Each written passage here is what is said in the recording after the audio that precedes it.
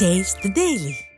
கள்ளக்குறிச்சி மாவட்டம் உளுந்தூர்பேட்டை அருகே தொடக்க வேளாண்மை கூட்டுறவு சங்க அலுவலக அறிவிப்பு பலகையால் சர்ச்சை ஏற்பட்டது. எலவனாசூர் கோட்டையில் தொடக்க வேளாண்மை கூட்டுறவு கடன் சங்க அலுவலகம் இயங்கி வருகிறது. இதில் விவசாயிகள் மற்றும் பொதுமக்கள் சிறு சேமிப்பு கணக்கு வைத்துள்ளனர். இதனிடையே இங்கு பணியாற்றி வந்த அமாவாசை என்பவர் பணத்தை கையாடல் செய்ததால் அவரிடம் கடன் தொகையை செலுத்த வேண்டாம் என அறிவிப்பு பலகை வைத்திருந்தது. இதனை கண்ட உறுப்பினர்கள் சங்க அலுவலகத்தை முற்றுகையிட்டனர். விடியா ஸ்டாலின் ஆட்சியில் கூட்டுறவு சங்கங்களின் நிலை மோசமாக உள்ளதாக பொதுமக்கள் வேதனை தெரிவித்தனர். கடலூர் மாவட்டம் சேத்தியாத்தோப்பு அருகே வடிகால் வாய்க்காலில் குவிந்துள்ள ஆகாய தாமரைகளை அகற்ற அதிகாரிகள் அலட்சியம் காட்டுவதாக விவசாயிகள் குற்றம் சாட்டினர்.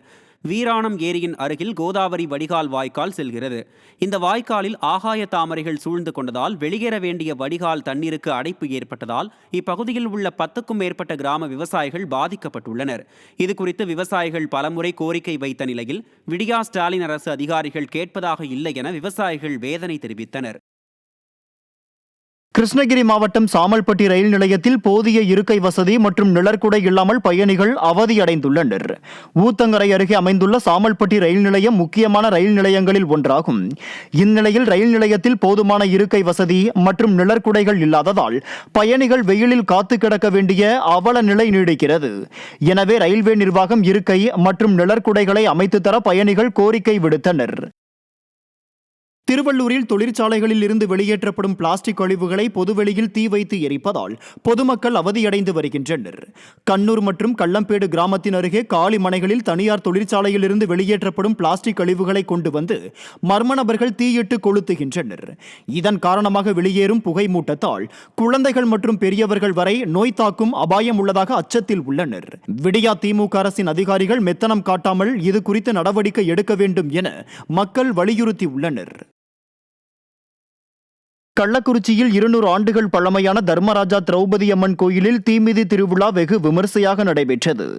குலதீபமங்கலம் கிராமத்தில் உள்ள தர்மராஜா திரௌபதி அம்மன் கோயிலில் வைகாசி திருவிழா கடந்த 2ஆம் தேதி கொடியேற்றத்துடன் தொடங்கியது. இந்த நிலையில் திருவிழாவின் முக்கிய நிகழ்வான தீமிதி திருவிழா வெகு விமர்சையாக நடைபெற்றது. இதில் குலதீபமங்கலம், விளந்தை உள்ளிட்ட சுற்றுவட்டார கிராமங்களைச் சேர்ந்த ஏராளமானோர் கோயில் முன்பு அமைக்கப்பட்டிருந்த தீக்குண்டத்தில் தீ மிதித்து தங்களது நேர்த்தி கடனை நிறைவேற்றினர்.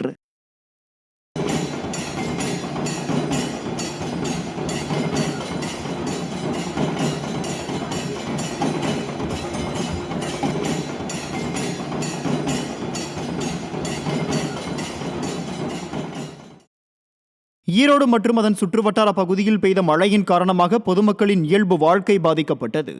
ஈரோடு மாநகரின் பல்வேறு இடங்களில் சாலைகளில் மழைநீர் தேங்கியதால் வாகன ஓட்டிகள் பெரும் சிரமத்திற்கு உள்ளாகினர்.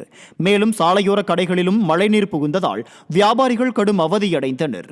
விடியா திமுக அரசு கழிவுநீர் கால்வாய்களை முறையாக தூர்வாராத காரணத்தால் சாலைகளில் மழைநீர் தேங்கும் அவல நிலை ஏற்பட்டதாக மக்கள் வேதனை தெரிவித்தனர்.